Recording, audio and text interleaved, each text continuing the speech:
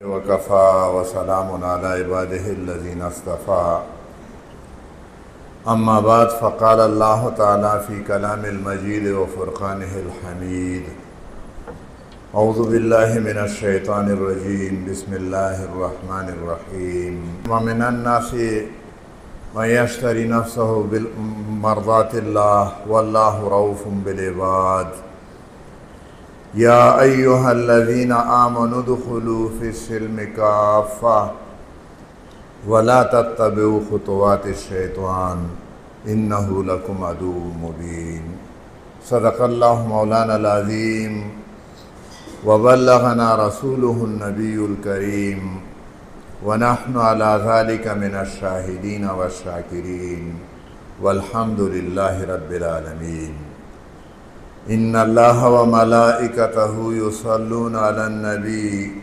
يا أيها الذين آمنوا صلوا عليه وسلموا تسليما اللهم صل على محمد وعلى آل محمد كما صليت على إبراهيم وعلى آل إبراهيم إنك حميد مجيد وبارك وسلم عليه السلام علیکم ورحمۃ اللہ وبرکاتہ۔ عام انتخابات کے لیے جماعتی حکمت عملی صوبہ خیبر پختونخوا کے لیے بھی باقی ملک سے الگ نہیں ہے۔ اس کے لیے جو ضروری لوازمات ہیں اور انتخابات کے جو تقاضے ہیں، جیسے پورے ملک میں کام ہو رہا ہے، خیبر پختونخوا میں بھی اسی طریقے سے یہ کام ہو رہا ہے۔ تکنیکی مباحث سے پہلے چند نظریاتی امور آپ کی خدمت میں رکھنا چاہتا ہوں۔ ان انتخابات میں ہم کیوں حصہ لیتے ہیں؟ ہم نے ایک عقیدے اور نصب العین کی بنیاد پہ جماعت میں شمولیت اختیار کی ہے۔ جماعت کی تنظیم کا مرکز اور محور وہ عقیدہ اور نصب العین ہے جس کی بنیاد پہ ہم اکٹھے ہوئے ہیں۔ دنیا میں جو بھی اجتماعیات قائم ہوتی ہیں وہ کسی مقصد اور نصب العین کی خاطر ہوتی ہیں۔ کسی مقصد پہ اتفاق ہوتا ہے اور اس مقصد پہ اتفاق کرنے والے اس مقصد کے حصول کے لیے اکٹھے ہو جاتے ہیں۔ ہمارا عقیدہ کیا ہے؟ جماعت اسلامی پاکستان کے دستور کی دفعہ 3 میں یہ درج ہے کہ جماعت اسلامی پاکستان کا بنیادی عقیدہ لا الہ الا اللہ محمد رسول اللہ ہوگا، یعنی یہ کہ صرف اللہ ہی ایک الہ ہے، اس کے سوا کوئی الہ نہیں، اور محمد صلی اللہ علیہ وسلم اللہ کے رسول ہیں۔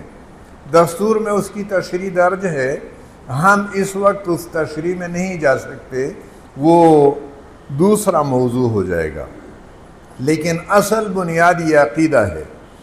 اس عقیدے کو پیش نظر رکھ کر ہمارے بزرگوں نے ہمارے دستور کے اندر دفعہ 4 میں نصب العین درج کیا ہے، اور جماعت اسلامی پاکستان کے دستور کی دفعہ 4 میں یہ درج ہے، جماعت اسلامی پاکستان کا نصب العین اور اس کی تمام سعی و جہد کا مقصود عملاً اقامت دین، حکومت الہیہ کا قیام یا اسلامی نظام زندگی کا قیام اور حقیقتاً رضا الہی اور فلاح اخروی کا حصول ہوگا۔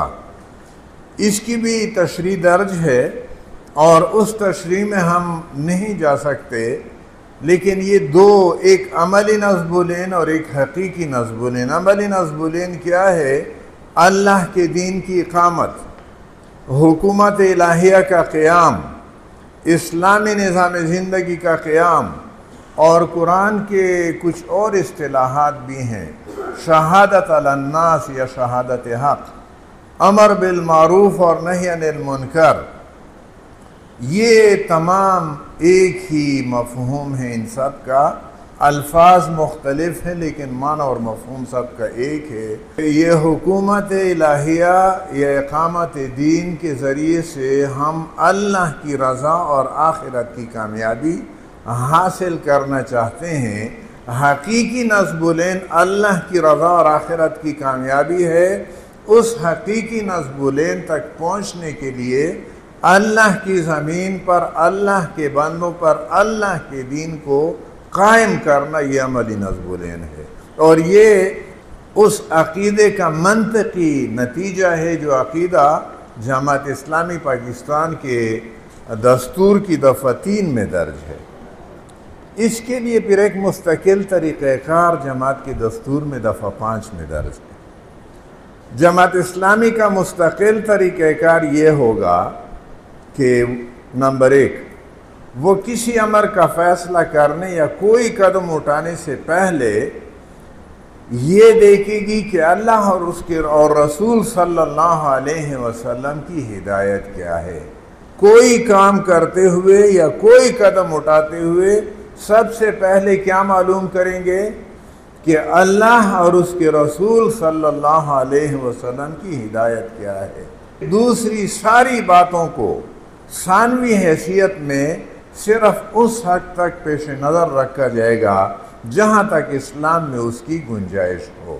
یہ پہلی شک ہے مستقل طریقہ کار کی۔ نمبر 2، اپنے مقصد اور نصب العین کے حصول کے لیے جماعت کبھی ایسے ذرائع اور طریقوں کو استعمال نہیں کرے گی جو صداقت و دیانت کے خلاف ہوں یا جن سے فساد فی الارض رونما ہوتا ہو۔ ہمارا مقصد بھی پاک اور صاف ہے، اس مقصد کے حصول کے لیے ذریعہ بھی پاک اور صاف ہونا چاہیے۔ کچھ لوگوں کا یہ اصول ہوتا ہے کہ مقصد پاک ہو، اس کے حصول کے لیے کوئی بھی ذریعہ اختیار کرو نہیں۔ ہم مقصد بھی پاک اور صاف رکھنا چاہتے ہیں اور اس کے حصول کے لیے ذرائع بھی پاک اور صاف رکھنا چاہتے ہیں۔ نمبر 3، جماعت اپنے پیش نظر اصلاح اور انقلاب کے لیے جمہوری اور آئینی طریقوں سے کام کرے گی، یعنی یہ کہ تبلیغ و تلقین اور اشاعت افکار کے ذریعے ذہنوں اور سیرتوں کی اصلاح کی جائے اور رائے عامہ کو ان تغیرات کے لیے ہموار کیا جائے جو جماعت کے پیش نظر ہیں۔ اور آخری شک مستقل طریقہ کار کی یہ ہے کہ جماعت اپنے نصب العین کے حصول کی جد و جہد خفیہ تحریکوں کے طرز پر نہیں کرے گی بلکہ کلم کلا اور علانیہ کرے گی۔ یہ وہ نظریاتی امور ہیں، اور پھر جماعت کے ارکان پہ تو لازم ہے لیکن جماعت کے کارکنان پہ بھی لازم ہے۔ جماعت کے دستور کی دفعہ 9 میں یہ درج ہے، رکن اور کارکن میں اس وقت تخصیص نہیں کرتا، یعنی یہ بات جہاں ارکان پہ لازم ہے کارکنان پہ بھی لازم ہے۔ ہر رکن کے لیے لازم ہوگا کہ اپنے حلقہ تعارف میں اور جہاں تک وہ پہنچ سکے بندگان خدا کے سامنے بالعموم جماعت کے عقیدے اور نصب العین جس کی تشریح دفعہ 3 و 4 میں کی گئی ہے کو پیش کرے۔ جو لوگ اس عقیدے اور نصب العین کو قبول کر لیں انہیں اقامت دین کے لیے منظم جد و جہد پر آمادہ کرے، اور جو لوگ جد و جہد کرنے کے لیے تیار ہوں انہیں جماعت اسلامی کے نظام میں شامل ہونے کی دعوت دیں۔ یہ فرائض رکنیت میں شامل ہے اور کارکنان جماعت پہ لازم ہے کہ عقیدے اور نصب العین جو میں نے آپ کے سامنے پڑھی اس کی دعوت پیش کرے، اور جو اس کو قبول کر لیں ان کو اقامت دین کی جد و جہد میں جماعت کی تنظیم میں شامل کرنے کی ان کو دعوت دیں۔ یہ کام جتنا زیادہ ہوگا اور جتنے بڑے پیمانے پہ ہوگا اور جتنی مضبوط بنیادوں پہ ہوگا، جماعت کے لیے انتخابات میں کامیابی کا حصول اتنا ہی آسان ہوگا، اور یہ کام جتنا کمزور ہوگا جماعت کی پوزیشن بھی کمزور رہے گی۔ اور اس وقت ہماری کمزوری کی بنیادی وجہ یہ ہے کہ ہم نے یہ بنیادی کام نہیں کیا ہے۔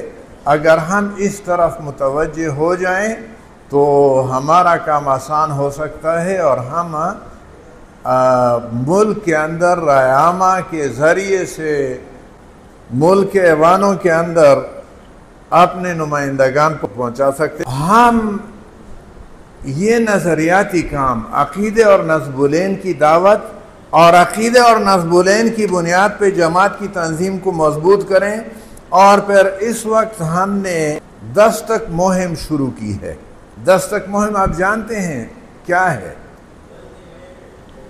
دستک مہم جو ہے یہ ووٹر سازی کا کام ہے۔ دستک مہم کے ذریعے سے ہم ووٹر سازی کرنا چاہتے ہیں، اور وہ ووٹر فارم میں آپ کی خدمت میں عرض کرنا چاہتا ہوں، دستک مہم میں بھی یہ عقیدے اور نصبولین ہی کو دوسرے الفاظ میں درج کیا گیا ہے۔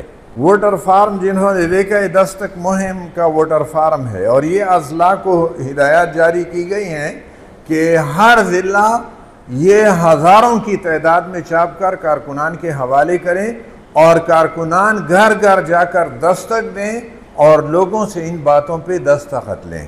اس میں کیا ہے؟ بسم اللہ الرحمن الرحیم ووٹر فارم، یہ انتخابات کی تیاری اور انتخاباتی حکمت عملی کا ایک بنیاد ہے، اور اسی پہ ہم کام کر رہے ہیں۔ اگرچہ یہ کام مضبوط وہ بہت زور شور سے نہیں ہو رہا، لیکن یہ ضروری ہے۔ بسم اللہ الرحمن الرحیم ووٹر فارم جماعت اسلامی پاکستان میں، اس کے بعد دیش ہے، نام کے لیے خانہ لکھا ہوا ہے، یقین رکھتی ہوں، یعنی یہ مردوں کے لیے بھی اور خواتین کے لیے بھی ہے کہ ہمارے مسائل کا حل پاکستان میں قرآن و سنت کے نظام میں ہی ہے۔ ہمارا نصبولین کیا ہے؟ اقامت دین۔ یہ اقامت دین کی بات ہے۔ ہم اس بات پہ لوگوں سے وعدہ لینا چاہتے ہیں کہ ہمارے مسائل کا حل پاکستان میں قرآن و سنت کے نظام میں ہی ہے۔ مہنگائی و بے روزگاری اور کرپشن سے پاک معاشرہ، پاکستان میں امن کی بحالی اور سودی معیشت سے نجات، دہشت گردی، جہالت، غربت اور بے حیائی کے خاتمے، اور اسلام کے عادلانہ نظام کے قیام کے لیے میں جماعت اسلامی کی جدوجہد کی حمایت اور ساتھ دینے کا وعدہ کرتی ہوں۔ اللہ ہمیں دین و دنیا کی تمام بلائیوں سے نوازے، آمین۔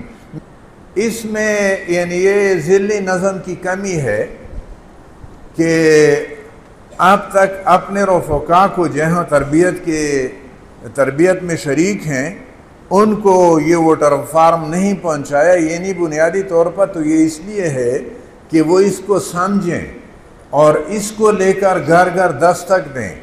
انتخابات میں انتخابی حکمت عملی کا سب سے اہم ترین کام ہے کہ اس بنیاد پہ جماعت کے لیے ووٹر سازی کریں، خود بھی دستخط کریں اور دوسرے لوگوں کو بھی بنائیں۔ اور اس وقت وہ ڈیجیٹل کام ہمارا بہت کمزور ہے، یعنی اس وقت لاکھوں کی تعداد میں ہمارے رضاکار ہونے چاہیے تھے، اور ہمارے ووٹران یہ لاکھوں سے اب متجاوز ہونے چاہیے۔ انتخابی حکمت عملی ہماری یہ ہو۔ رضاکار کیا ہوتا ہے؟ اس میں جماعت نے ایک ایپ بنایا ہے، اور وہ یہاں پہ بعض بزرگ شاید ایسے ہوں کہ وہ اس کام کو نہ سمجھیں، لیکن نوجوانوں کو تو سمجھنا چاہیے، جن کے پاس بھی یہ اینڈرائیڈ یا آئی فون ہے ان کے اس میں پلے سٹور ہوتا ہے، وہ آن لائن جائیں اور پلے سٹور کو کلک کریں اور اس کو وہ JI10 کمانڈ دے دیں تو ان کے سامنے ایک فارم کھل جائے گا۔ اس فارم پہ وہ اپنا نام اور اپنے معلومات درج کرے تو وہ رضاکار بن جاتا ہے، اور اس پہ یہ مجھے ڈیش بورڈ آ گیا، اور اس میں لکھا ہوا ہے ڈیش بورڈ، ہم پروفیسر محمد ابراہیم خان کو دستک ایپ میں خوش آمدید کہتے ہیں۔ ووٹرز کو رجسٹر کرنے کے لیے نیچے دیے گئے بٹن پر کلک کریں، پھر اس کے نیچے ووٹر اندراج ہے، اس پہ کلک کریں گے تو فارم کھل جائے گا کہ آپ جس کے سامنے اپنا ووٹر فارم پیش کرتے ہیں وہ دستخط کرتا ہے، اس کے معلومات اس میں درج کریں گے تو وہ آٹومیٹیکلی مرکز میں پہنچ جائے گا، اس کا نام کمپیوٹر کے ذریعے سے مرکز میں اس کا نام پہنچ جائے گا کہ اس شخص نے ہمارے ساتھ وعدہ کیا ہے کہ آئندہ انتخابات میں جماعت اسلامی کو ووٹ دے گا۔ یہ اب تک 1 لاکھ تک ہم نہیں پہنچ سکے ہیں۔ اس کے نیچے پھر میرے ووٹرز ہیں، جتنے ووٹر آپ بنائیں گے وہ آپ کے سامنے آتے جائیں گے، اور نیچے پھر رابطہ کریں، آپ کو اگر کوئی مسئلہ ہو تو وہ مسئلہ بھی آپ پیش کر سکتے ہیں۔ یہ کام ذرا مشکل ہے لیکن اس کو سمجھا جا سکتا ہے، اور جو کمپیوٹر کا استعمال کرتے ہیں اور یہ اینڈرائیڈ اور آئی فون سیٹ کا استعمال کرتے ہیں وہ آسانی سے سمجھ لیتے ہیں۔ لیکن یہ کام اس لحاظ سے بہت مفید ہے کہ یہ صرف کاغذی کارروائی نہیں بلکہ کمپیوٹر کے ذریعے سے مرکز کے ریکارڈ میں روزانہ یہ اسی وقت آ جاتا ہے کہ ہمارا کارکن یہ کام کر رہا ہے۔ اور ہم انتخابات کے لیے اگر یہ کام شروع کر دیں، یعنی ایک کام تو وہ ہے جو ہمارے امیدواران کرتے ہیں، وہ اپنی جگہ جاری رہے، اور ایک کام یہ ہے کہ جماعت کا کارکن جماعت کا یہ کام صرف امیر جماعت، امیر صوبہ اور امیر ضلع نہ کرے، بلکہ پوری جماعت، امیر جماعت سے لے کر نچلی سطح تک سارے کارکنان یہ کام شروع کر دیں کہ ہم آئندہ انتخابات، تاریخ کا اعلان چند دنوں میں ہو جائے گا، اسی مہینے تاریخ کا اعلان ہو جائے گا، 3-4 مہینوں کے اندر انتخابات ہوں گے۔ آنے والے انتخابات میں جماعت اسلامی کے حق میں ووٹروں کو منظم کرنا ہم اپنے صوبے میں کر رہے ہیں، اور تمام صوبے یہ کام کر رہے ہیں، اور ہر ضلع میں ہر کارکن اس جانب متوجہ ہو جائے، اور وہ اس مقصد کے لیے کہ ہم اللہ کی زمین پر اللہ کے دین کو قائم کرنا چاہتے ہیں، اور یہ بھی فی نفسی ہی مطلوب نہیں ہے بلکہ یہ حقیقی نصب العین، اور حقیقی نصب العین کیا ہے؟ اللہ کی رضا اور آخرت کی کامیابی۔ عملی نصب العین کیا ہے؟ اقامت دین، حکومت الہیہ کا قیام، اسلامی نظام زندگی کا قیام، یہاں پہ ایک اسلامی معاشرہ قائم کرنا، اور سود سے پاک مالیاتی نظام قائم کرنا، اس سارے نظام کو اللہ کے دین کی بنیاد پہ استوار کرنا، یہ عملی نصب العین ہے۔ اقامت دین عملی نصب العین۔ حقیقی نصب العین کیا ہے؟ اللہ کی رضا اور آخرت کی کامیابی۔ عملی نصب العین کیا ہے؟ اقامت دین، اللہ کے دین کو اللہ کی زمین پہ قائم کرنا۔ حقیقی نصب العین کیا ہے؟ اللہ کی رضا اور آخرت کی کامیابی۔ اس مقصد کے لیے ہم انتخابات کے میدان میں اپنے امیدواران کو اتار رہے ہیں، اور اس کے لیے اس بات کی ضرورت ہے کہ ہم پورے جماعت کو اٹھائیں اور گھر گھر دستک دیں اور جماعت کے اس پیغام کو پہنچائیں۔ اس وقت یہ بات اب قوم پہ بالکل ثابت ہو چکی ہے کہ جماعت اسلامی پاکستان کے علاوہ اس ملک کے اندر نہ کوئی اسلامی تنظیم ہے، نہ کوئی جمہوری تنظیم ہے۔ جو لوگ اسلام کا نام لے رہے ہیں انہوں نے بھی اسلام کا وہ راستہ چھوڑ کر دنیاوی راستے کے پیچھے وہ چل پڑے ہیں۔ یہ بات ذرا بھاری ہے، بہت بڑی بات میں کہہ رہا ہوں۔ ممکن ہے کسی دوست کو اس سے اختلاف ہو، لیکن میں یہ بات محض سرسری معلومات کی بنیاد پر نہیں کہہ رہا۔ اس وقت جو لوگ اسلام کا نام لے رہے ہیں وہ بھی بہت زیادہ اب اسلام کا نام نہیں لے رہے، کچھ اور نام لے رہے ہیں۔ اللہ کے دین کی اقامت کی بات صرف اور صرف جماعت اسلامی کر رہی ہے، اور جمہوری جماعتوں کی حالت تو بہت ہی بدتر ہے۔ الیکشن کمیشن میں پی ٹی آئی پہ کیس چل رہا ہے، اور ان سے کہا جا رہا ہے کہ پی ٹی آئی نے چونکہ انٹرا پارٹی الیکشن سمجھتے ہیں آپ؟ انٹرا کہتے ہیں جماعت کے اندر، ایک پارٹی کے اندر، انٹرا پارٹی الیکشن کہ پی ٹی آئی نے چونکہ جماعت کے پارٹی کے اندر انتخابات نہیں کیے کرائے، اس لیے ان کو انتخابی نشان الاٹ نہیں ہو سکتا۔ الیکشن کمیشن سے میں کہوں گا کہ اس اصول کا اطلاق صرف پی ٹی آئی پہ نہ ہو، پی ٹی آئی پہ بھی ہو لیکن صرف پی ٹی آئی پہ نہ ہو۔ پیپلز پارٹی پہ بھی اس کا اطلاق کرو، مسلم لیگ پر بھی اس کا اطلاق کرو، این پی پر بھی اس کا اطلاق کرو، ایم کیو ایم پر بھی کرو۔ الیکشن کمیشن کا فرض ہے کہ وہ اس بات کو یقینی بنائے کہ جس بھی جماعت نے پارٹی کے اندر قانون کے مطابق انتخابات نہیں کرائے ان کو پارٹی نشان الاٹ نہیں ہوگا اور وہ پارٹی کی حیثیت سے انتخابات میں حصہ نہیں لے سکیں گے۔ اور آپ کو یاد ہوگا نواز شریف کا دور تھا 2018 سے پہلے 2017، اور سپریم کورٹ میں پاناما لیکس کا کیس چل رہا تھا۔ اس بینچ کا سربراہ اس وقت کوئی چیف جسٹس نہیں تھا۔ اس نے کہا تھا کہ اگر دفعہ 62-63 کا اطلاق ہو تو پھر پارلیمنٹ کے اندر تو ایک سراج الحق رہ جائے گا۔ یہ بات یاد ہے کہ اگر دفعہ 62-63 کے اطلاق ہو جائے پارلیمنٹ کے ممبران پہ تو پارلیمنٹ کے اندر تو ایک سراج، یعنی جماعت اسلامی کے نمائندگان رہ جائیں گے، باقی کوئی نہیں بچے گا۔ یہ دفعہ 62-63 بھی ہمیں سمجھنا چاہیے، اس کا بھی میں آپ کی خدمت میں عرض کرنا چاہتا ہوں۔ دفعہ 62 میں ویسے تو بہت ساری باتیں ہیں، لیکن اس میں جو اہم ترین اسلامی نقطہ نظر سے ہے وہ میں آپ کی خدمت میں پیش کر رہا ہوں۔ دفعہ 62 میں لکھا ہے کوئی شخص مجلس شورا پارلیمنٹ، یہ آئین کی زبان ہے۔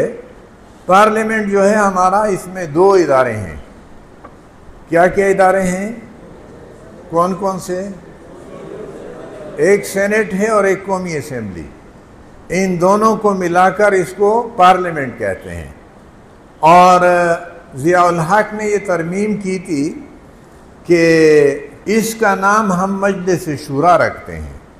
یہ پارلیمنٹ انگریزی کا لفظ ہے، ہم اسے اردو میں بھی مجلس شورا لکھیں گے، انگریزی میں بھی مجلس شورا لکھی جائے گی، بریکٹ میں پارلیمنٹ آپ ساتھ لکھتے جائیں۔ کوئی شخص مجلس شورا یعنی پارلیمنٹ، سینٹ اور قومی اسمبلی، اور پھر دستور کی ایک اور دفعہ ہے صوبائی اسمبلی کے حوالے سے، اس میں یہ لکھا ہے کہ صوبائی اسمبلی کے ممبران پہ بھی دفعہ 62 اور 63 کا اطلاق ہوگا، یعنی یہ پھر صوبائی اسمبلی کے ممبران کے لیے بھی ہیں۔ کوئی شخص مجلس شورا پارلیمنٹ کا رکن منتخب ہونے یا چنے جانے کا اہل نہیں ہوگا اگر وہ اچھے کردار کا حامل نہ ہو اور عام طور پر احکام اسلام سے انحراف میں مشہور ہو۔ آئین کے الفاظ آپ ذرا اس پہ غور کریں، ذرا غور سے سنیں۔ کوئی شخص مجلس شورا پارلیمنٹ کا رکن منتخب ہونے یا چنے جانے کا اہل نہیں ہوگا اگر وہ اچھے کردار کا حامل نہ ہو اور عام طور پر احکام اسلام سے انحراف میں مشہور ہو۔ یعنی پارلیمنٹ اور صوبائی اسمبلی کے ممبران کے لیے سب سے پہلی شرط کیا ہے کہ وہ اچھے کردار کا حامل ہو اور احکام اسلام سے انحراف میں مشہور نہ ہو، احکام اسلام کو پامال کرنے والا نہ ہو، اس سے منحرف ہونے والا نہ ہو۔ دوسری شرط، وہ اسلامی تعلیمات کا خاطر خواہ علم نہ رکھتا ہو اور اسلام کے مقرر کردہ فرائض کا پابند نیز کبیرہ گناہوں سے مجتنب نہ ہو۔ یعنی یہ دوسری شرط یہ کہ وہ اسلام کا خاطر خواہ علم بھی رکھتا ہو، اگر نہیں رکھتا تو ممبر منتخب نہیں ہو سکتا۔ تیسری وہ یہ ہے وہ سمجھدار پارسا نہ ہو اور فاسق ہو اور ایماندار اور امین نہ ہو۔ وہ سمجھدار پارسا نہ ہو، فاسق ہو اور ایماندار اور امین نہ ہو۔ اگلی شرط یہ ہے کسی اخلاقی پستی میں ملوث ہونے یا جھوٹی گواہی دینے کے جرم میں سزا یافتہ نہ ہو اور اس نے قیام پاکستان کے بعد ملک کی سالمیت کے خلاف کوئی کام نہ کیا ہو۔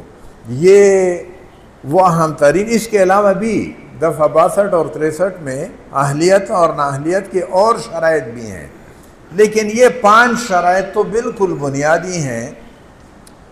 اس بات کی ضرورت ہے، آئین کے اندر یہ بات درج ہے، اور اس وقت 2 اسمبلیاں تو ٹوٹ گئی ہیں، لیکن ابھی وہ لوگ ہمارے سامنے جو ابھی تک وہ پنجاب اور خیبر پختونخوا اسمبلیوں کے ارکان تھے، لیکن 2 صوبائی اسمبلیاں بلوچستان اور سندھ بھی موجود ہیں، اور قومی اسمبلی بھی اور سینٹ بھی۔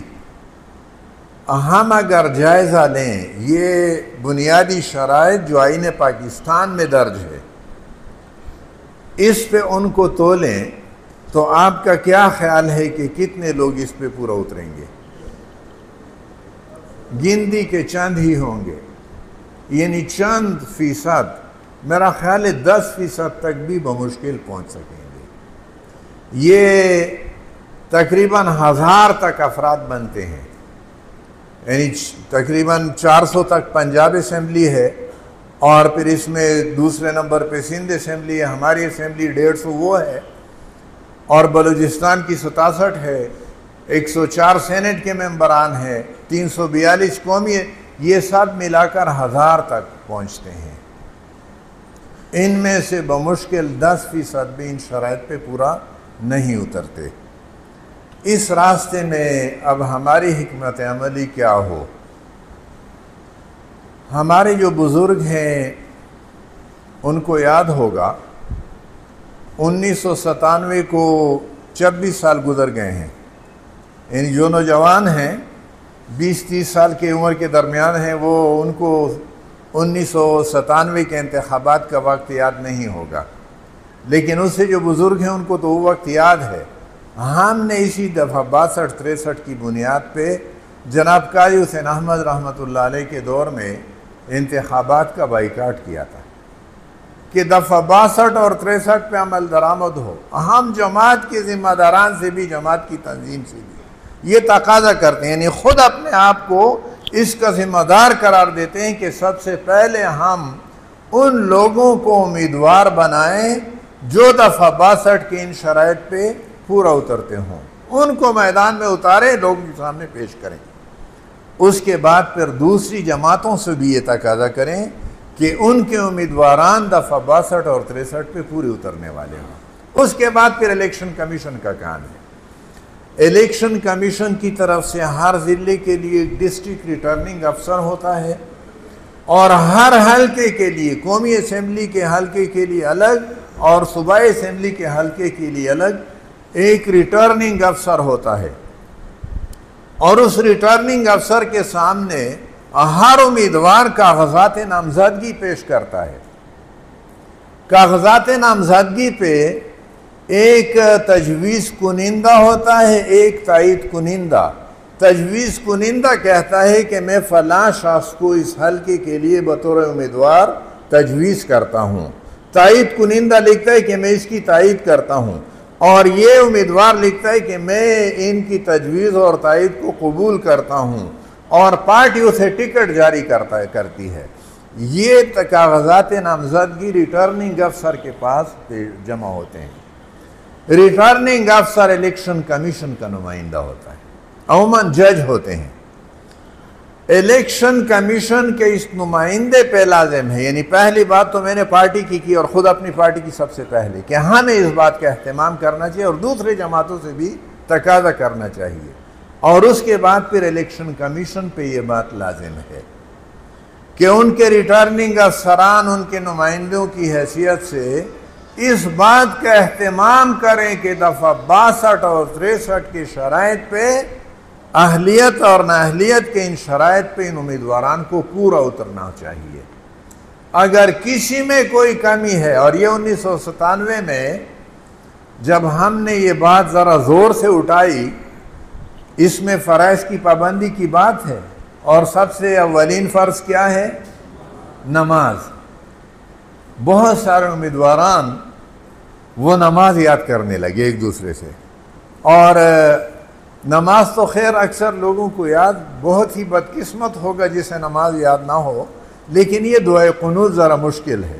وہ دعائے قنوت ایک دوسرے سے سیکھ رہے تھے کہ کہیں ریٹرننگ افسر یہ سوال نہ پوچھ بیٹھے کہ دعائے قنوت سنا دو، اور اس کی عدالت میں اس کے سامنے کاغذات نامزدگی داخل کرتے وقت اسے دعائے قنوت سنانے کے لیے کہا جائے اور وہ نہ سنا سکے تو پھر کہا جائے کہ پھر تم کیسے نماز پڑھتے ہو؟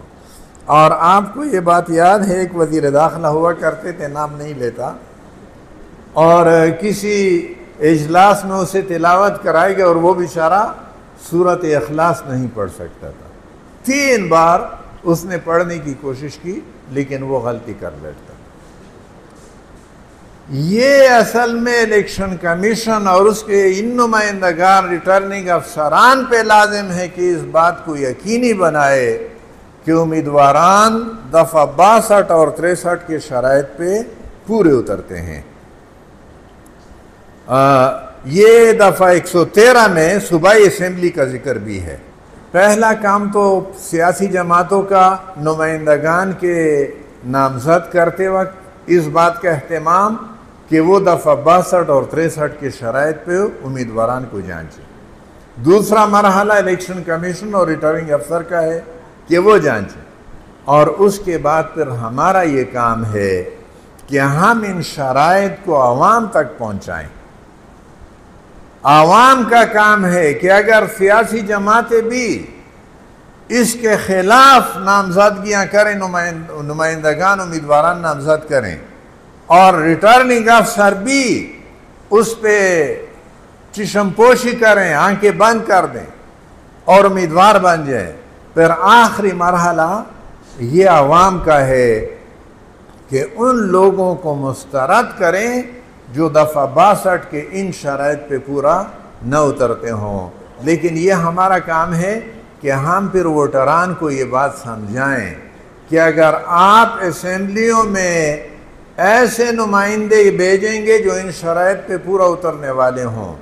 اس وقت ہم جن مسائل سے دوچار ہیں، مہنگائی ہے، بے روزگاری ہے، قیمتیں چڑھ رہی ہیں، وزیر اعظم کہتا ہے کہ مجبوری کے عالم میں ہم عوام پہ بوجھ ڈال رہے ہیں۔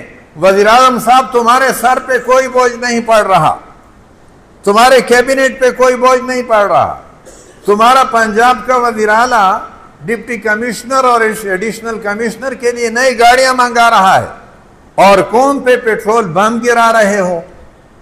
سارا بوجھ عوام کے لیے ہے، اور وجہ کیا ہے؟ دفعہ 62 اور 63 پہ پورا نہ اترنے والے لوگ اسمبلیوں میں پہنچ گئے ہیں، اور وہ پھر عوام کے ساتھ یہ کام کر رہے ہیں۔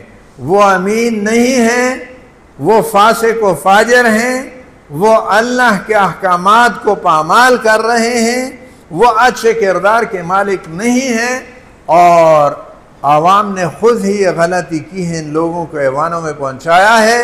حکومت اقتدار ان لوگوں کے ہاتھوں میں ہے۔ عوام کو یہ بات سمجھائی جائے کہ آئین کی ان شرائط پہ پورا اترنے والے امیدواران کو ایوانوں میں پہنچاؤ گے تو پھر مہنگائی کا مسئلہ حل ہوگا، بے روزگاری کا مسئلہ حل ہوگا، امن و امان کا مسئلہ حل ہوگا۔ پاکستان کے پاس وسائل کی کوئی کمی نہیں ہے، ہمیں IMF کے امداد کی اور قرضے کی کوئی ضرورت نہیں ہے۔ یہ ساری ضرورت کس کے لیے ہے؟ شہباز شریف کے اسلام آباد کے نظام چلانے کے لیے۔ یہ وزیر اعلیٰ کا کیا نام ہے پنجاب کا؟ نقوی جو ہے، نقوی کے عیش و عشرت کے نظام چلانے، اور نقوی کہتا ہے کہ اگر میں گاڑیاں نہیں دوں گا تو پھر یہ نظام کیسا چلے گا؟ تمہارا یہ نظام زمین بوس کو ہو جائے، اللہ کرے۔ تمہارے اس نظام نے تو قوم کو تباہ کر کے رکھ دیا ہے۔ IMF کے قرضوں کی ضرورت اسلام آباد، پشاور، لاہور، کوئٹہ، کراچی کے عیش و عشرت کے نظام چلانے کے لیے ہے۔ کہتے ہیں کہ ہم ڈیفالٹ ہو جائیں گے۔ ڈیفالٹ کے معنی کیا ہے؟ کہ پھر کوئی ہمیں قرضہ نہیں دے گا۔ یہ دن تو ہمارے لیے بڑا مبارک ہوگا جس دن اس بات کا اعلان ہو جائے کہ ہمیں پاکستان دیوالیہ ہو گیا اور پاکستان کو اب کوئی قرضہ نہ دے۔ ہمارے حکمران اس بات پہ مجبور ہو جائیں کہ وہ اپنے وسائل پہ انحصار کریں۔ خود کفالت یہ ہمارے مسائل کا حل ہے۔ اور اس وقت بھی حکمرانوں نے لوٹا ہے اس قوم کو۔ پاناما لیکس میں کیا ہوا ہے؟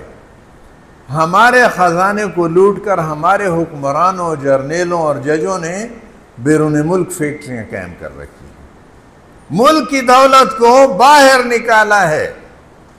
اور یہ اگر اعلان ہو جائے کہ پاکستان کو نہ کوئی قرضہ دے گا، قرضہ دینے ہم دے تو نہیں سکتے، لینے والے ہی ہیں، اور ہمارے حکمران مجبور ہو جائیں کہ جو کچھ اپنے پاس ہے اسی پہ اپنا نظام چلائیں، جو سختی کو برداشت کر سکتے ہیں وہ کریں گے، جو نہیں کر سکتے وہ ملک چھوڑ کر بھاگ جائیں، لیکن اس نظام کو عوام کے حوالے کر دیں۔ اس طریقے سے یہ ڈیفالٹ اور یہ IMF اور یہ سب کچھ یہ ہمارے فائدے کے لیے نہیں ہے، ہمارے نقصان کے لیے ہے۔ اور یہ حکمت عمل یہ کہ ہم عوام تک یہ بات پہنچائیں۔ ہم نے اس میں اب کارکنان کے کام اس وقت تو ووٹر سازی کا کام ہے، پھر اس کے بعد ووٹر انتخابات کا وقت قریب ہوگا تو ووٹر پرچیاں، ووٹر کا نام اور اس کا پولنگ سٹیشن اور اس کا ووٹ نمبر یہ پرچی پہ درج کر کے ہر ووٹر تک پہنچانا۔ اور ہم نے اپنے صوبے میں اس بات کا بھی اہتمام کیا، فیصلہ کیا ہے کہ جو ہی الیکشن شیڈول اعلان ہوگا، انتخابات کا شیڈول اعلان ہوگا کہ فلاں تاریخ کو انتخاب ہوگا اور فلاں تاریخ سے نامزدگیاں ہوں گی اور جانچ پڑتال اور پھر حتمی فہرست، اس اعلان کے ساتھ ہی ہم خیبر پختونخوا کے لیے شیڈو کیبنٹ کا اعلان کریں گے۔ جماعت اسلامی کی طرف سے وزیر اعلیٰ اور کابینہ ہم اس کا اعلان کریں گے انشاءاللہ العزیز، اور یہ قوم پہ منحصر ہے کہ وہ ہم پہ اعتماد کرے یا نہ کرے، لیکن ہم اپنے آپ کو پیش کرتے ہیں کہ ہم اپنے صوبے کا یہ نظام اپنے ہاتھ میں لینا چاہتے ہیں، ہم امانت اور دیانت کے ساتھ اس نظام کو چلانا چاہتے ہیں۔ ہم یہاں پہ ایسا نظام کہ قوم کے حقوق، افراد کے حقوق افراد کے گھر کے دہلیز پہ ان کو ملتے رہیں، ہم اس بات کا اہتمام کرنا چاہتے ہیں۔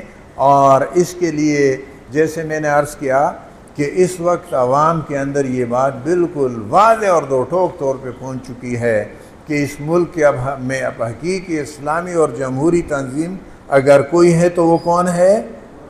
جماعت اسلامی ہے۔ اس بات کو اب عوام تک پہنچانا، جماعت اسلامی کے نمائندگان کے لیے ووٹ طلب کرنا، ووٹر سازی کا کام، اور پھر الیکشن کے دن کے لیے اہتمام اور کام، اور ووٹروں کو پولنگ سٹیشن تک پہنچانا اور جماعت اسلامی کے حق میں ان کو استعمال کرنا، یہ ہمارے اوپر ضروری ہے۔ اور اس بات کا ہم نے اہتمام کیا ہے، اس کی کوشش کی ہے۔ اس کے لیے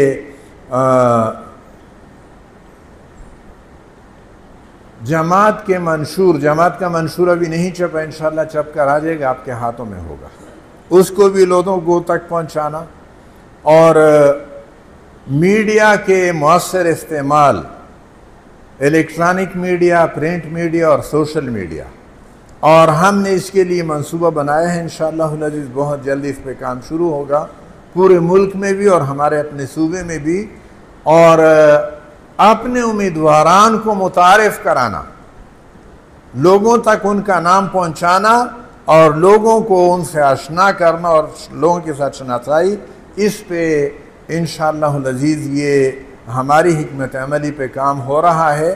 اور انشاءاللہ ہم اپنے حصے کا کام کریں گے، اور باقی اللہ سے پھر ہماری دعا ہوگی کہ اللہ تعالی ہمیں بہترین طریقے پہ کام کرنے کی توفیق اور صلاحیت بخشے، اور ہمارے اس کام میں برکت دے۔ اللہ تعالیٰ کی تائید کے بغیر یہ کام نہیں ہو سکتا، اللہ کی نصرت شامل حال ہوگی تو یہ کام ہوگا، اور ہم اللہ کی نصرت اور تائید اسی طریقے سے ہی طلب کر سکتے ہیں کہ ہم ہر کام میں جس طرح مستقل طریقہ کار کا میں نے آپ کے سامنے ذکر کیا کہ ہر کام میں اور ہر قدم پہ سب سے پہلے یہ معلوم کریں گے کہ اللہ اور اس کے رسول صلی اللہ علیہ وسلم کی ہدایت کیا ہے. ہمارا کوئی کام اور کوئی قدم اللہ اور اس کے رسول صلی اللہ علیہ وسلم کی تعلیم کے خلاف، ہدایت کے خلاف نہ اٹھے. اس کے بعد پھر اللہ کی تائید ہماری شامل حال ہوگی. اور میں یہ عرض کروں، عمر فاروق رضی اللہ تعالیٰ عنہ لشکر روانہ فرما رہے تھے اور لشکر کو آخری ہدایات دے رہے تھے، اور ان ہدایات میں امیر المومنین سیدنا عمر فاروق رضی اللہ تعالیٰ عنہ اپنے لشکر سے ارشاد فرماتے ہیں کہ تم یہ خیال نہ کرو کہ تمہارا مقابلہ مشرکوں سے ہے، اور یہ یاد رکھو کہ بنی اسرائیل اپنے دور کے موحدین تھے اور ان کے بالمقابل عاشوری اور بابلی یہ مشرکین تھے. اور جب ان معاہدین نے اللہ تعالیٰ کے احکامات کو پامال کیا تو اس کا نتیجہ کیا نکلا؟ اللہ تعالیٰ نے عاشوری اور بابلی مشرکین کے ہاتھوں ان کو پٹوایا تھا. اور قرآن مجید میں بار بار یہ ذکر ہے، اور امیر المومنین اپنے لشکر سے یہ کہتے ہیں کہ تمہارے اندر دو صفات بدرج اتم ہونی چاہیے. وہ کیا ہے؟ ایک تقوی اور دوسرا صبر. تقوی اور صبر یہ اگر تمہارے اندر ہوں گے تو اللہ کی تائید تمہاری شامل حال ہوگی اور تمہیں نصرت ملے گی اللہ کی، اور تم کامیاب ہوں گے. اس لیے اس جنگ میں بھی، اس انتخابی جنگ میں بھی انتخابی حکمت عملی کا یہ حصہ ہونا چاہیے کہ ہم اپنے اندر تقوی اور صبر کی صفات پیدا کریں، اور انشاءاللہ اللہ تعالیٰ کی تائید ہمیں حاصل ہوگی. وآخر دعوانا الحمدللہ رب العالمین.